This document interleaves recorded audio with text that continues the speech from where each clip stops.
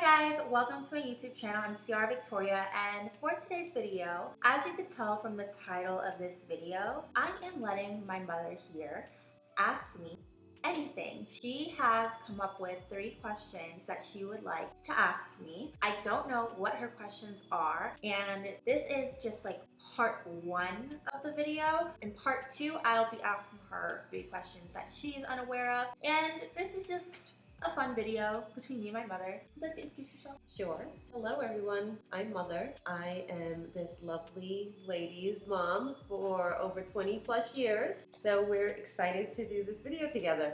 I'm lovely? No. Please start over.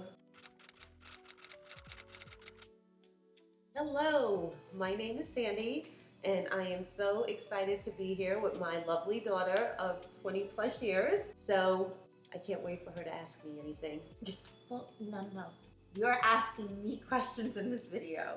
No. Letting my mom ask me anything. And then part 2, what my mom wishes she knew at my age. Okay, so let's just jump right in. So, what would... Hello. What are you most proud of in your younger self today? What am I most proud of in my younger self today? Like little me? Mm-hmm. What am I most proud of? I think being a big sister. Okay. What am I most proud of? Like little childhood me? Like now you're an adult, so looking back at when you were younger and looking at where you are today, what are you most proud of? When I was younger, I wasn't the best student. I was easily distracted, so maybe not my academics. But I genuinely believe I was a protective sister and a protective child overall. Like just very caring and loving, hence my nickname Lovey. So I think that's what I'm proud of, to be able to be kind to people and loving and selfless almost. I feel like I was a relatively selfless child, was I? Yeah, sort of. In ways, my perspective, I feel like I was selfless. Okay, so what is one thing you would share with other women your age right now in terms of your journey and even looking back at your younger self and where you are today? I would say no. It's okay to say no. And also, you don't need to people please, because I feel like I'm still working on that. I have a lot of people pleasing qualities. I'm always thinking about how I can help others, and that's not a bad thing, but when it comes to a point where you start compromising who you are for the sake of pleasing others, even the younger version of me being a people pleaser, and I brought that into adulthood, so now I'm unlearning those habits, and I've been unlearning those habits through therapy. That's great. But why are you saying that's great? You sound so professional. It is professional. But what about, so today you have your profession, you do your passion on the side, but what are you most proud of today? When you think back at your childhood dreams, but how have you evolved and what are you most proud of? I feel most proud of learning independence. I feel like I've learned the art of independence in a way. I moved out, what age? 23? And I was it 23? I think so, during the pandemic. I moved out during the pandemic, and I've also experienced living alone, paying my own bills and all those things. And I feel like you've ingrained in my head to be independent, and I've seen you be an independent woman, doing things. She raised 2 kids, me and my brother, alone in Manhattan, just providing and doing what she needed to do. She said, you told me, never in my life rely on a man. Truthfully, as women, I think it's very important that we have our own goals and passions and our career paths, and I really think it's important to be able to provide for yourself however that looks. I don't want to ever be fully dependent on anybody, so I think that just learning independence, I'm proud that I've learned how to be independent. And yeah. When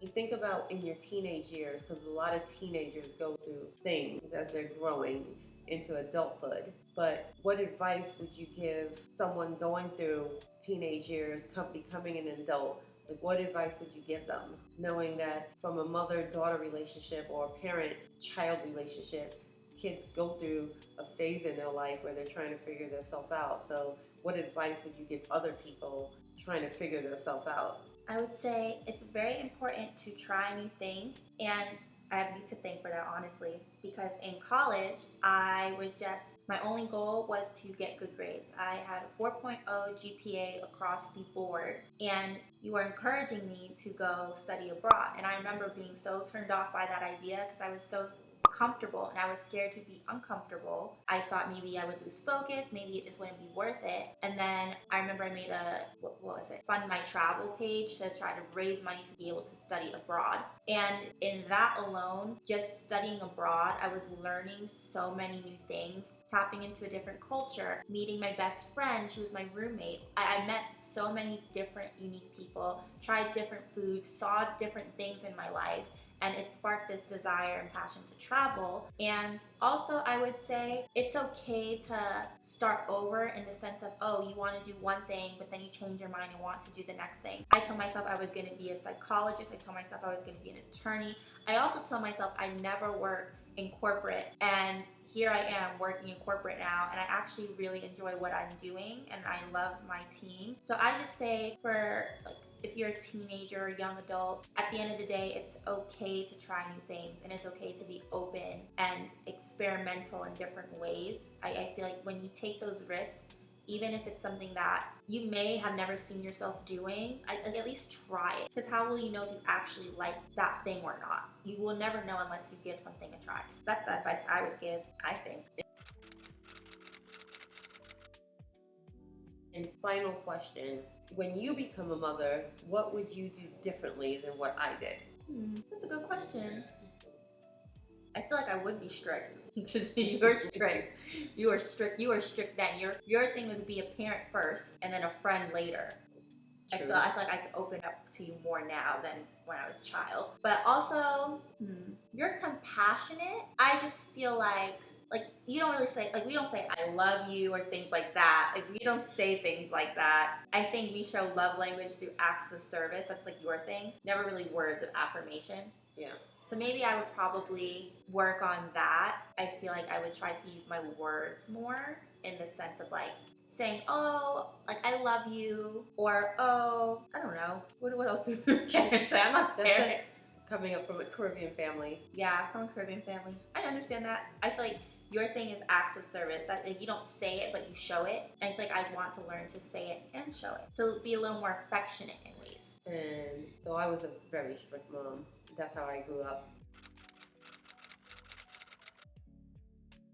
And how do you feel? I said final question, but this will be the final question. But a lot of parents feel strongly that they want to be their children's friend. How do you feel about that? You touched on it a little bit. I think parents should be a friend to their kids, but I genuinely believe that parents need to be parents first. I remember Michelle Obama was saying something, how when she was parenting her daughters, it was a thing for her to be a parent first. She didn't care much to be their friend. How she perceived things was her mission was to raise adults. She wasn't raising kids. She's teaching kids how to grow up and how to be good people and good adults in the world. So I think it's okay to be a friend, but I don't think that should be number one. I don't think the priority should be, I want to be a friend to my child. I think your children need structure. And again, I'm not a parent, but I'm just saying, if I were to become a parent ever in my life, it'd more so be, there needs to be structure, there needs to be some sort of rules. It would kind of be a negotiation type of relationship, which I think you kind of did. I feel like when I wanted something, you'd make me kind of work for it or prove that I deserved it. You didn't just throw things at me. But you also weren't very military either. You had a good in between. Yeah, you're strict, but there was a good in between. So I appreciate that. I don't think that it would be my number one to be a friend to my child. Of course, I'd want my child to feel comfortable to talk to me and just understand it's okay to be open. It's okay to make human failure, because everyone makes failure in life. I just feel like the number one would be to be a parent first and foremost. I wouldn't be the cool mom. Personally. I know. I think I was the cool mom, but not to you and your brother. Yeah, I know. You're a cool mom to everyone else. You were strict with us. Yeah.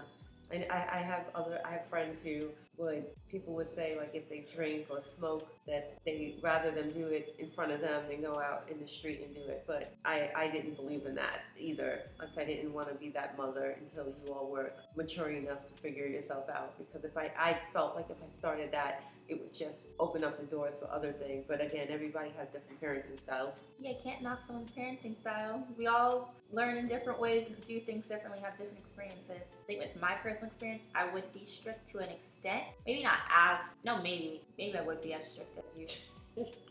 I don't know. It worked. It did work. I'm doing pretty well for myself. But okay, that was more than 3 questions. That's fine. Yeah. All right. Thanks, Part Mother. 2. Part 2. Bye. If you liked this video, be sure to subscribe. Give this a thumbs up. And just drop your gems. What do you think of these? And what do you want to hear more of? Yeah, what do you want to hear more of? Okay. Bye.